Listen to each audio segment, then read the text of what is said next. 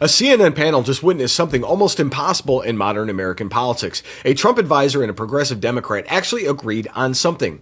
Stephen Moore called gerrymandering the most atrocious thing in American politics. Then he hit Democrats where it hurts, naming Illinois and its snake-like districts built to lock in seats. Even the progressives on the panel could not dispute the core point. And this happened hours after Indiana Republicans rejected a power map and chose principles over a quick win. So I want you guys to let me know in the comments, should Congress ban gerrymandering completely? Like yes or no? But let me know right now. My personal opinion will come at the end, but I think I want fair maps. Anyways, here's what CNN viewers saw next. Let's get into it. My name is Tom. I'm with the Daily Beltway, and I'm also a White House correspondent for the Next News Network. And we're a growing channel, and every like, comment, share, and subscription helps us grow. So make sure you guys hit those buttons and give us a like.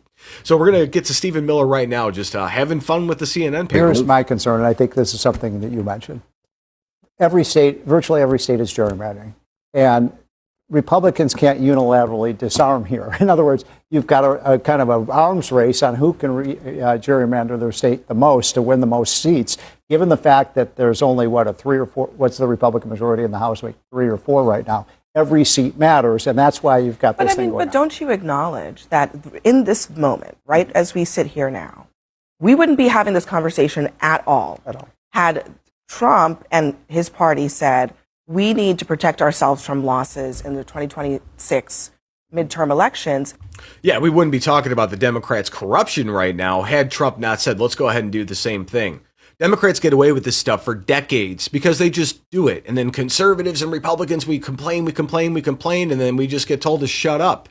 So now when Trump wants to do it, Democrats are losing their freaking minds. And to do so, we're going to create some new Republican seats. Redistricting happened 5 years ago. They've already done that in California. But redistricting happened 5 years ago. New York, California and Illinois have almost 0 Republican seats. Out of, like, let's go with Illinois, 17 congressional seats. 3 of them are Republicans, and 45% of the people in Illinois voted for Trump. Same thing in California. They got about 50 seats and just a handful of Republicans. Tried to gerrymander the state, and they were overruled in the courts. So there is a process that all these states went through. Republicans are short-circuiting that process. I mean, don't you acknowledge that is different from the broader issue of whether or not gerrymandering is good or bad, which I think we all agree is bad? Except that if you look at the big blue states, their gerrymandering has been pretty outrageous. If you look at California, what about the big red states? Yeah, you didn't say anything about Tennessee.